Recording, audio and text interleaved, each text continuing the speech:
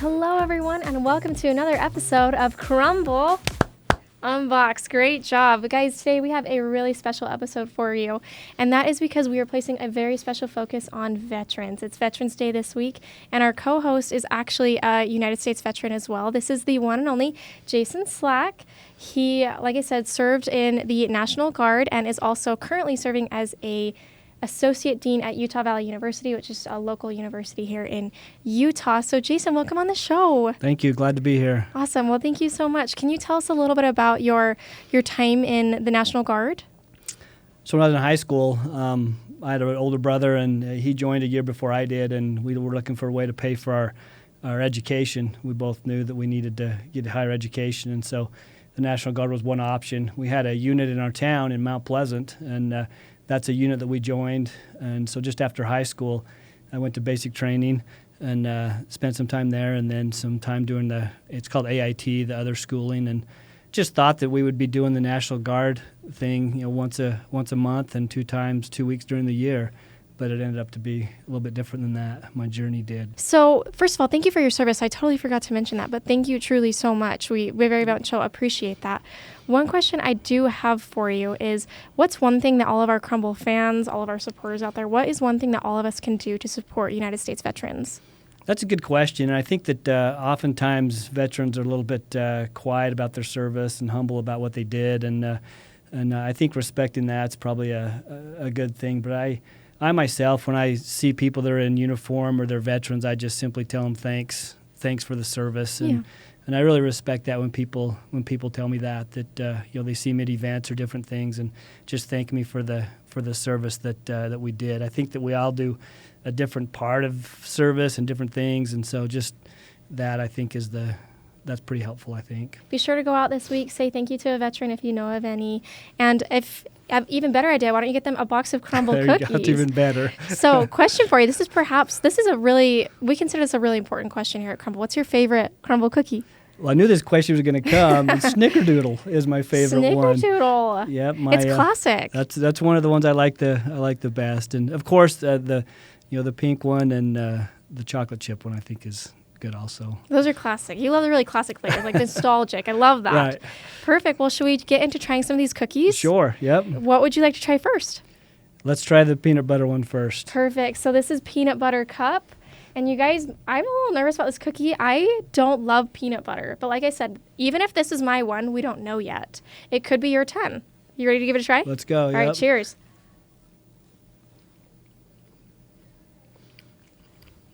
This is a cookie you're going to want with a glass of milk, you guys.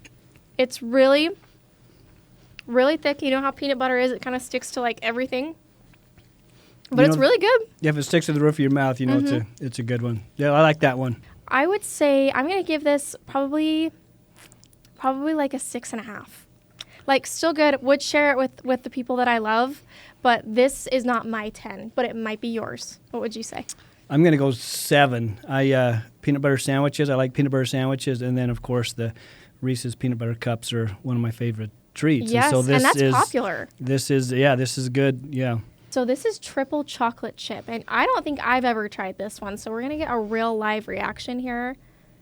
It looks like this is a chocolate base. We've got semi-sweet chocolate chunks in here. We've got milk chocolate chips and white chocolate chips. Okay. So like death by chocolate. I love that. All right. Ooh. The white chocolate chips are a nice surprise. Because this is a full chocolate cookie, you guys, the white chocolate chips give it like a much needed balance, I would say. And I think it marries really well with all of the chocolate because you have the semi-sweet chocolate chunks in there. You have the milk chocolate chips. Like I said, love chocolate. This would be a 10 for me. And I'm not just saying that because I give a lot of 10s. Like, it's genuinely so good. But I love chocolate, so. Yeah, this is one that I would share with my family. I am not a chocolate lover, but I do like the white chocolate in there. I think the white chocolate gives it a good one, but I would probably go maybe a 5 on this one. Love it. Great score.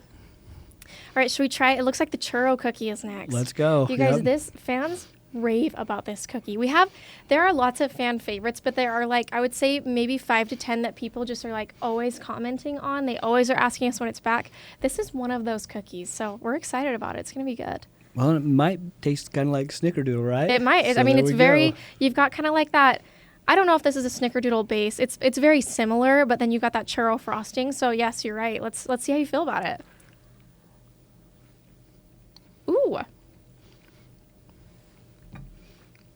This is very good for the season, I would say. We're right in the middle of fall. We have Thanksgiving that's coming up. And these cinnamon kind of flavors are really, really nice. And I love the frosting in there, too. Like a churro frosting, how unique and special. So yummy. What do you think? I like it. When you get churros at baseball games or events like that, they don't come with the frosting, but I think the frosting it's a good add to it. Yes, I've never even thought about that. Maybe we should start adding frosting to churros. Somebody needs to do that. But until then, you have this churro cookie to do that for you. I would give this a 7. It's good. It's really, really good. But I just love chocolate.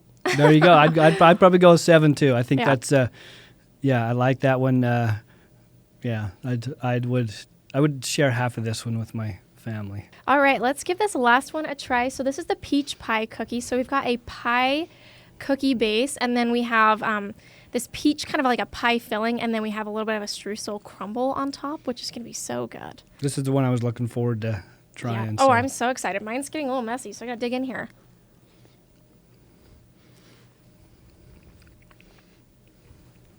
Okay. I was shocked by this. And when I say that, it's because the peach, I don't know why I was kind of expecting that to taste like artificial or whatever. We don't ever do that. We're really, really good about using the highest quality ingredients. But this tasted so fresh and so just like, kind of gives me summer. Like you take a peach off the peach tree, take a bite out of it. That's what this cookie reminds me of. Like the flavor is just so crisp, and tied with the texture of this cookie, it's a little bit more like chewy than your traditional cookie. It's a little less crumbly, and I think the texture combined with that super fresh peach flavor is so, so yummy. I would give it a 9. So good. I'm going to go with a 10 on this one. This is one I would eat by myself. Yeah, absolutely. I like the filling. Delicious. The peach is really good, and then the cookie itself is, it's good too. Yeah, it's so, so yummy. So you guys will notice in past episodes, we usually review all 6 cookies because our weekly rotating menu is constantly changing. Because we always are testing milk chocolate chip and the semi-sweet, they're always rotating. We've decided to leave semi-sweet chocolate chunk out this time because we've reviewed it a number of times, but you guys know we love it. It's a classic. I gave it a 10 last time we reviewed it, so you're going to want to try it. And then also this week is Mystery Cookie Week, and a lot of fans are still a little confused about this concept, so I'm going to explain it to you right now. So every few weeks, I want to say once a month actually, we do Mystery Cookie for our Crumbl stores, which basically means any Crumbl store can pick whatever cookie they want to serve and put it on the menu. And so it can be different for every single one of our customers. If you want to find out what your store is serving, you're able to go onto the app and check out the Mystery Cookie map, and you can see exactly what your store is going to be offering. But it's really fun because you can connect with your friends and your family, and every single store locally is going to have a different flavor. So it's really fun to compare what you're going to get. So, I mean, if you go to your store for the Mystery Cookie, what are you hoping that they have? Either, of course, the Snickerdoodle. I could compare that with the churro one, right? The those would be great. That would be a good choice. Yeah, 100%. Well, Jason, one special thing that we do every single week on the show is we talk about a meaningful moment. And so I want to ask you a little bit about what was the most meaningful part of your experience serving as a veteran? That goes to the time I spent in Iraq. I was activated with some friends, and so getting to spend that time with some friends was pretty meaningful for me, the relationships that I forged with some of the other soldiers. But, of course, missing my family was meaningful, and coming home was probably the most meaningful for me. When I left, I had a daughter who was 3, and my son was 9 months. And when I came home after 16 months, my son really didn't want anything to do with me. And that's weird that that's a meaningful moment, but that is.